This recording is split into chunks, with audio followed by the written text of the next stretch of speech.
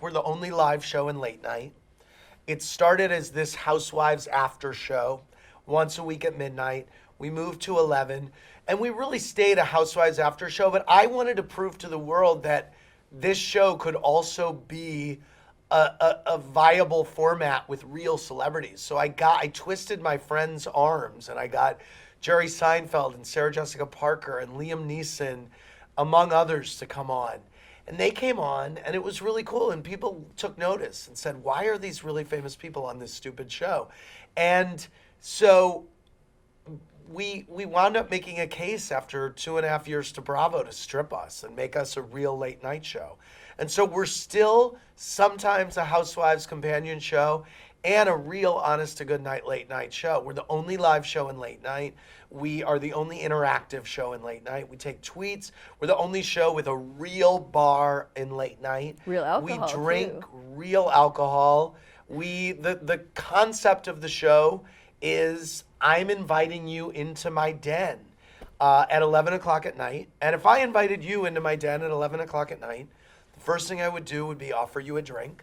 And then I would want to play games with you, and I would want to ply you for gossip and information. And that's what I do with the celebrities on my show. And I think in a galaxy of shows that are so polished, and there are so many pre-interviews, and you go on a show and they're like, "Oh, Dave loved the story where you said this, and don't forget to hit this point, and then he's going to ask you about this, and don't forget to say this," and you go on and you're so nervous and you're like, "I'm not a comedian, I want to hit these points, whatever." This show, we don't pre-interview our guests. Every moment is spontaneous. We've had a lot of crazy moments. We've had people get drunk. We've had people swear. We had the fire alarm go off. We've had endless mishaps. And that's what makes this show great. And I think that the authenticity of this environment and the liveness of it is not only what makes it a success, but makes people like Oprah and Cher and Meryl Streep and Lady Gaga and all this want to come be a part of it because it's different. It's refreshing to go on a show that's not so canned and forced and set up. And that is in terms of some things that I'm proudest of in my career in TV. Bringing this and seeing other shows ripping us off, which pisses you off initially, but then you wind up saying, "All right, guess what? If Good Morning America rips us off every day, I guess we're doing something right." So, yeah. And I'm talk about the live factor. I mean, just last night I watched, and I thought that you handled that really well with Dionne Warwick, which That was, was difficult. crazy. The timing of that with Bobby Christina's passing. That was, and I said after the show, wow, well, that was a classic Watch What Happens Live moment. I mean, it's like, it was crazy. Dionne Warwick was booked on the show. 90 minutes before the show, we find out Bobby Christina Brown has died. She honored her commitment to stay on the show. And so the beginning of the show became really serious. I was the one that broke it to 2 million people who had been watching The Real Housewives of Orange County one night that Osama bin Laden had been killed. I remember. It happened Obama went on at like 10 minutes to 11. And people who were watching Orange County didn't know. It was this huge. And I said, wow, well, I'm a broadcaster. It's my responsibility. We're live. And I said, look, you're never going to forget where you heard this. And you are probably going to change the channel, but I want you to know that this has happened.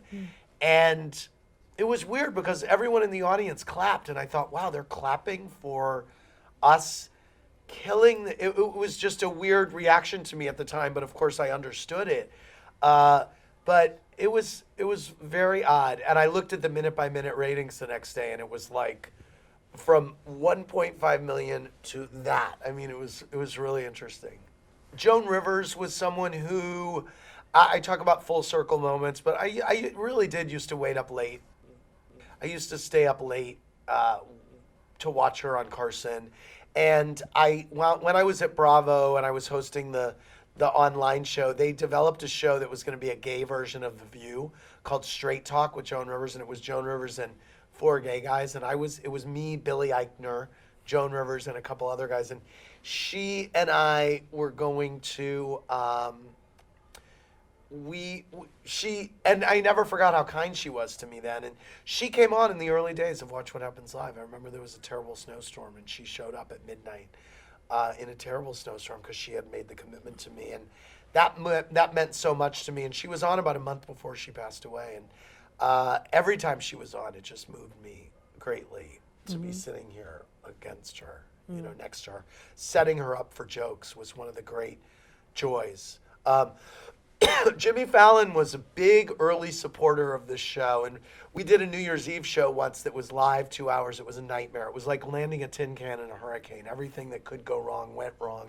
And it was 2.5 hours of live television, or 2 hours of live television. And I remember Jimmy texting me saying, "We're watching at home." And I couldn't believe Jimmy Fallon was watching. It meant the world. And when we went 5 nights a week, he made me this ski with 3 shot glasses on it. And he brought it on that week. And it was a Wednesday night. And I said, wow, well, from here on out, every Wednesday night shall be Jimmy Fallon shot ski night. And so no matter who the guests are, we do a shot. And it's really fun.